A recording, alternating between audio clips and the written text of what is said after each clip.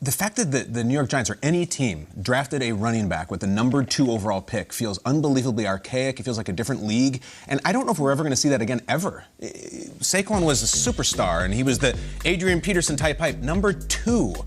And then the injuries happen, and this happens, and you look back on that draft, and you look at how the Giants are now and in the rough shape that they're in, and you do the game where you say, wow, they could have taken Quentin Nelson. They could have taken Denzel Ward, Minkah Fitzpatrick, Vita Vea, Jair Alexander.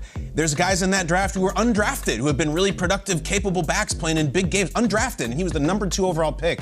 I don't know if that'll ever happen again in the league, just the state of running backs and the contracts and the injuries. So I'm staggered by that. And for me personally, like, I was one of these people, and there were many, generational talent. I bought all the Saquon stock, and it has not bought me a lake house, let's put it that way. And to no fault of his, I think he is really talented, really good attitude, and you're finally seeing it now that he's tired and frustrated, and I get it. Injury, no blocking, change coaches, change quarterbacks. It's been tough, and yet I can't be an apologist for Saquon.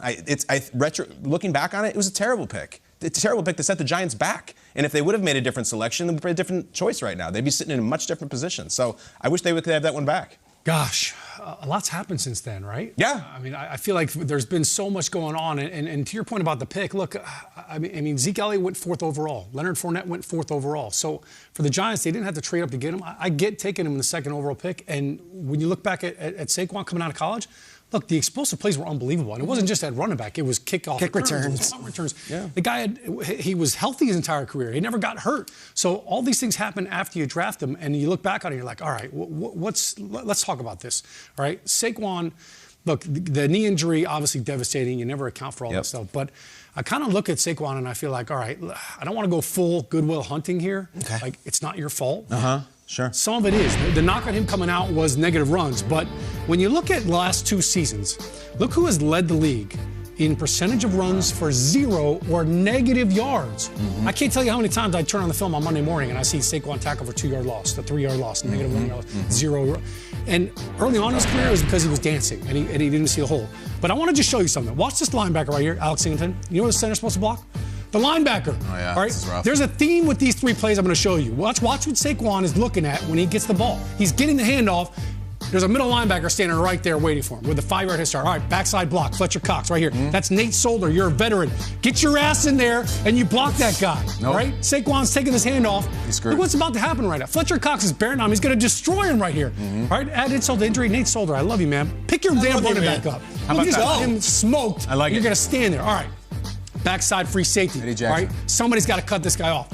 I want you to watch Saquon when he gets his hand up. Oh, my gosh. He's already starting his spin move. All right, there's a safety barreling down on him. This is an elementary run play. This is install number 1. We're running power to the right. Somebody's got to protect the backside of these blocks. So I was tired of watching film on this stuff and seeing offensive linemen with a brain fart. Tight ends messing up. It's been dysfunctional at best. And I think for Saquon, I'm happy he's pissed. And you know what? He should be. Giants fans are pissed. Offensive linemen that used to play for the Giants are pissed. Every former New York Giant is pissed at the way that this has transpired and what's going on. We're tired of it. Saquon, I'm glad you're tired of it. I'm going to bet on Saquon. I'm betting on a running back that is hungry and that is angry and that is ready to run down. Good job, Sean! Let's go. Let's go! Let's go. 2-6, let's go. I want little kids rocking the 2-6 jersey running around MetLife Stadium. I don't want Kyle to run around the building looking for Giants gear.